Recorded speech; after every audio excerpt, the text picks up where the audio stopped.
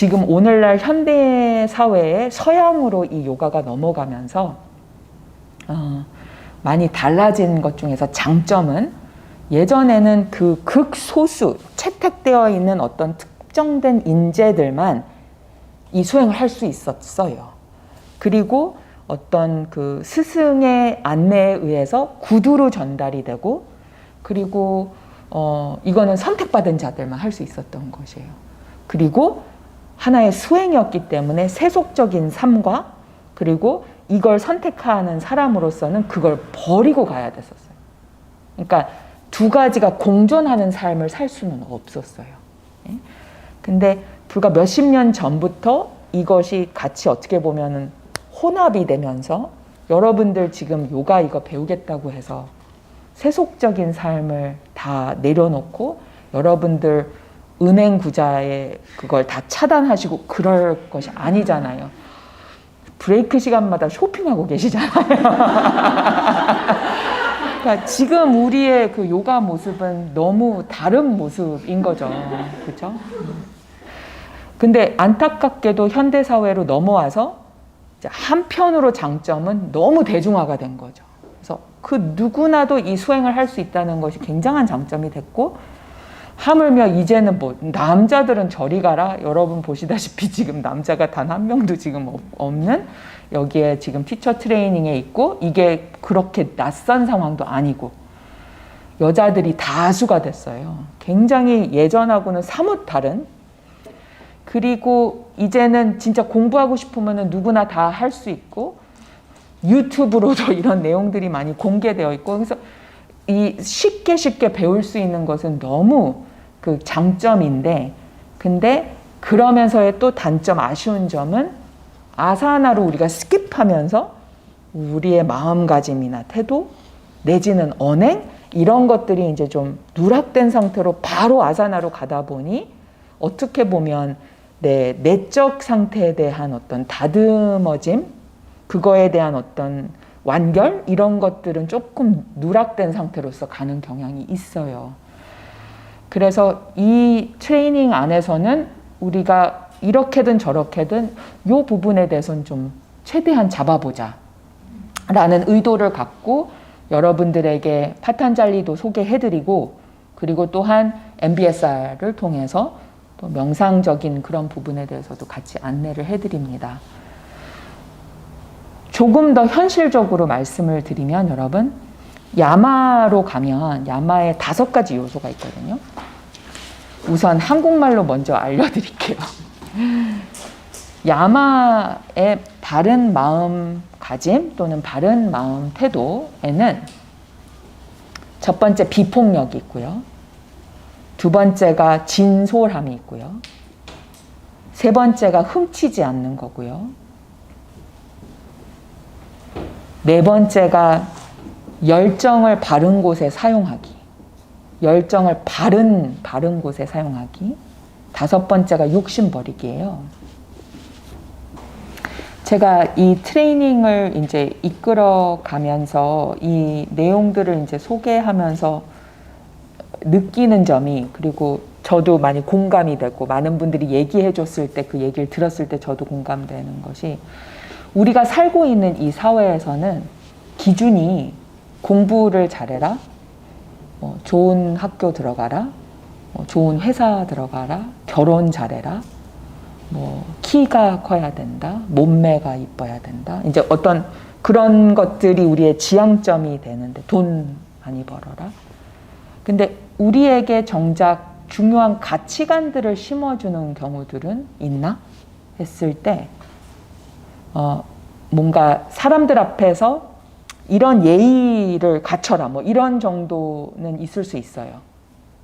근데 우리 부모나 또는 학교에서 공부를 했었을 때나 친구들 사이에서나 속해 있는 커뮤니티 안에서 삶에 대한, 아니면 내가 내 자신을 향해서 어떤 태도, 마음가짐으로 잡았었을 때 갖춰야 할 그런 가치관들이 없는 경우들이 상당히 많다라는 것을 경험합니다.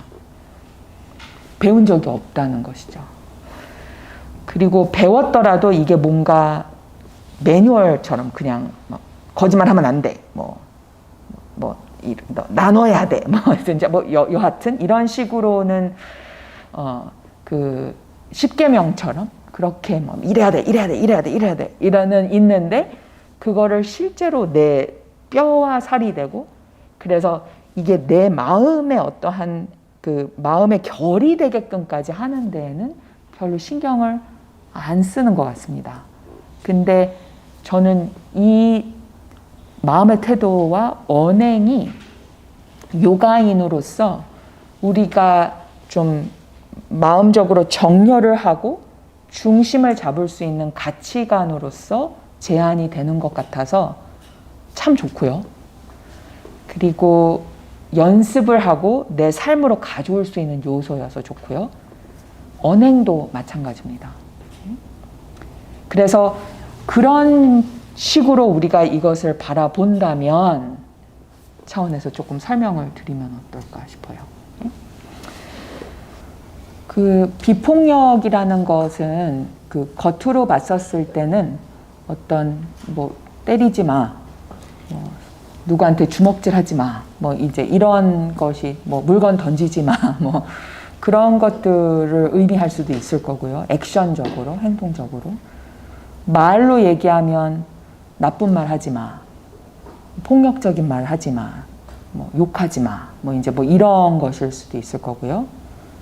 생각으로 좀 더 세세하게 들어가면, 생각적으로 들어가면 나쁜 생각하지 마, 폭력적인 생각하지 마, 남을 해치는 생각하지 마, 나를 해치는 생각하지 마, 남을 해치는 것뿐만 아니라 나를 해치는 생각하지 마, 나를 해치는 말도 하지 마, 이제 이렇게도 우리가 이해를 할 수 있을 거고요. 근데 이제 이런 식으로 우리가 이 비폭력에 대해서 이해를 하고 끝내버리면 오히려 우리에게 되게 스트레스를 주지 않을까 싶어요. 하지 말아야 할 게 너무 많고, 그리고 내가 죄책감이 이제 일어날 수밖에 없는 상황이 되고, 나 또 욕했네. 나 또 누구한테 해치는 말 했네. 또 내가 나를 공격했네. 하지 말았어야 되는데, 난 요가인인데. 이런 식으로. 그래서 이 아힘사, 아니면 비폭력이라는 첫 번째 이 야마 요소에 대해서 우리가 이해를 할 때, 그렇게 접근을 하는 것보다 오히려 그보다 그 안에 있는 조금 더 알맹이로 들어가서 오케이, 겉으로 우리가 폭력을 가합니다. 어떨 때? 예를 들어 말로 아니면 행동으로 남을 헐뜯는 말 또는 나를 헐뜯는 말을 합니다. 그런 생각도 합니다. 오케이? 그러면 이렇게 뒤로 물러서서 도대체 그걸 나는 왜 하지? 이 마음의 성품을 오히려 더 이해하는 시간을 갖는다면이에요. 언제 비폭력이 아니라 언제 폭력이 가해지지? 이렇게 접근한다면이에요. 그래서 내 마음에 대한 이해심을 가지고 갈 수 있는 시간을 만든다면이에요. 언제 폭력이 가해집니까? 우리가 여러 가지 수들을 말씀드릴 우리가 논할 수 있어요. 근데 제가 하나 여러분들에게 제안해드리고 싶은 것은 마음은 성향상 언제 폭력이 가해지냐면 내가 원하는 것과 현실이 일치하지 않았을 때 보통 폭력이 가해집니다. 그냥 푸틴을 보세요. 내가 원하는 것과 현실이 일치하지 않을 때 깡패가 됩니다. 골목대장이 되던, 주먹을 휘두르기 시작하던, 주먹을 휘두를 자신이 없으면 그러면 머릿속으로 그걸 하던, 생각 속에서 그걸 하던, 남을 향해서 그럴 자신도 없으면 나를 향해서 그렇게 공격을 하던, 내가 원하는 것이 예를 들어 머리석인데 현실은 머리로 안 서집니다. 그랬을 때 어떤 폭력이 가해지는지 한번 생각해 보세요. 내가 원하는 것이 나는 지금보다 5kg 더 감량된 나의 모습인데 그 5kg 감량되지 않은 나의 모습을 거울 속에서 볼 때마다 현실은 그것과 일치하지 않았을 때마다 어떤 폭력이 등장하는지 한번 숙고해 보세요. 언행적으로 상대를 향해서 그 상대가 엄마는 왜 이렇게 날 살찌게 밥을 먹이냔 말이야. 왜 이렇게 맨날 이런 음식을 줘. 날 무슨 어쩌고 저쩌고. 음식을 배불리 주는 엄마에게도 욕을 합니다. 나는 왜 이렇게 스스로를 통제 못하냔 말이야. 다른 애들은 살만 잘 빼두구먼. 나는 왜 이래? 왜 이 모양 이 꼴이야? 허벅지 좀 봐. 진짜 저주받은 허벅지. 뭐 이런 말들 하나하나가 여러분 이게 바로 뭡니까를 잠깐 보면 이런 말 또 하지 말았어야지 떼찌떼찌가 아니라 멈추고 이 말 뒤에는 뭐가 일어나고 있지를 봤었을 땐 내가 원하는 것이 있는데 그 원하는 것과 현실이 일치하지 않았을 때 보통 우리는 그것을 폭력적으로 메꾸려고 합니다. 그리고 그 갭이 크면 클수록 더 화가 나요.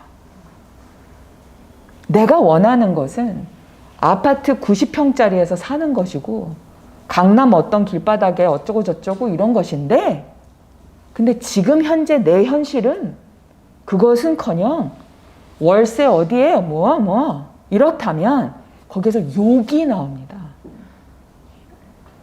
대한민국을 탓하게 되고 이 사회를 탓하게 되고 그렇게 못한 나를 탓하게 되고 이 모든 게 뭡니까 여러분? 생각 속에서의 폭력입니다. 그리고 그 폭력이라는 것은 심할 때는 겉으로까지 나와요. 언행으로 나와요. 행동으로 나오고 언어로 나와요. 그래서 여러분들 우리는 이 마음 태도를 같이 연습하자. 야마 니야마 같이 연습해야 됩니다. 연습하자라고 했을 때 폭력하지 마가 아니라 폭력 뒤에 뭐가 있는지를 관심 갖고 보는 것이에요. 이럴 때 내가 폭력으로 가는구나. 그게 하나. 두 번째로서는 그 폭력이라는 것에 대하여 라이프 스타일적으로도 여러분들 만약에 살펴보신다면 내가 입고 있는 것, 내가 먹고 있는 것, 내가 차를 타고 다녔을 때 이 수많은 나의 삶 속에서의 선택들이 있는데요. 그 선택들 속에서 나는 간접적으로 또는 직접적으로 폭력을 가하고 있나? 나를 향해서, 환경을 향해서, 세상을 향해서, 타인을 향해서. 예를 들어 뭐 한때 우리 되게 플라스틱 빨대 막 이거에 대해서 엄청난 홍보들이 있었죠. 그렇죠? 근데 그런 플라스틱 빨대뿐만 아니라 여러분 우리가 사용하고 있는 수많은 물건들, 우리가 입고 있는 것들, 우리가 최근에 저는 김누리 교수님이라고 혹시 아세요? 김누리 교수님이라고 혹시 들어본 적 있으세요? 한번 유튜브로 찾아보세요. 되게 그분 강의 되게 좋아요. 근데 그분이 이제 독일에서 이제 한 8년 정도 생활을 하시면서 도고동문가인가요? 중앙대의 교수님으로 이제 계시는 분인데 독일 문화, 독일 사람들이 갖고 있는 가치관이 얼마나 우리랑 다른지에 대해서 이제 많은 비교를 하시면서 이제 설명해 주시는데 예를 들어 독일 사람들 같은 경우는 문화적으로 소비 정신이 우리랑 너무 다르다는 얘기를 하거든요. 그러니까 소비를 하는 그 자체에 대한 죄책감이 있다는 것이에요. 그래서 뭔가를 사고 또는 뭐 비행기를 타고 그래서 오염을 시키고 이런 거에 대한 엄청난 죄책감이 있어서 차라리 그럴 바에는 이제 더 느린 기차를 타고 차라리 덜 오염시키고 덜 소비하고 이런 쪽을 이제 선택을 한다는 거죠. 우리하고 완전 거꾸로 아니에요. 우리는 어떻게 하면 빨리 가고 어떻게 하면은 가성비를 이제 높이고 이제 뭐 지구가 어떻게 오염이 되든 말든 뭐 그건 두 번째 문제고만 이제 이런 식의 이제 우리와는 소비 정신이 이제 되게 다른 우리는 미국에서 물려받아서 그래서 어찌 되었던 그런 측면으로서도 또한 본다면 내가 소비하고 있는 것이 과연 이 세상을 위한 것인가? 얼만큼 오염시키고 있을까? 뭐 내가 먹는 음식이 나의 몸을 얼마만큼 오염시키고 있을까? 아니면 이것이 청결한 음식인가? 내가 지금 섭취하고 있는 음식이 만약에 고기라면 그 소는 어디에서 어떻게 자란 소일까? 무슨 약을 먹었나? 아니면 자연에서 날뛰었던 아이인가? 진짜 이런 거 하나하나에 대해서 우리가 멈추고 나의 라이프 스타일 하나하나를 검열하기 시작하면 와, 여기에 내가 알게 모르게 엄청난 폭력들이 있었구나에 대한 알아차림, 라이프 스타일적으로 내가 입고 있는 것, 메고 있는 것, 신고 다니는 것, 먹는 것, 수많은 것들에 대해서. 그래서 그런 측면에서도 우리가 비폭력을 나는 뭘 연습할 수 있지? 하나만이라도. 일주일만이라도. 네? 이해 가십니까, 여러분? 이거 와닿으세요? 그래서 그렇게 여러분들 생각을 만약 하신다면 이 비폭력에 대해서 그럼 하나는 라이프 스타일, 또 하나는 나의 언행, 생각, 원하는 것과 내가 현실에서 지금 누리고 있는 것이 갭이 있어서 이렇게 화가 욱 하고 나는구나. 네? 이런 말들이 튀어나오는구나. 이렇게 나를 공격 또는 타인을 공격하는구나. 여기에 대해서 만약에 여러분들이 오늘을 기준으로 해서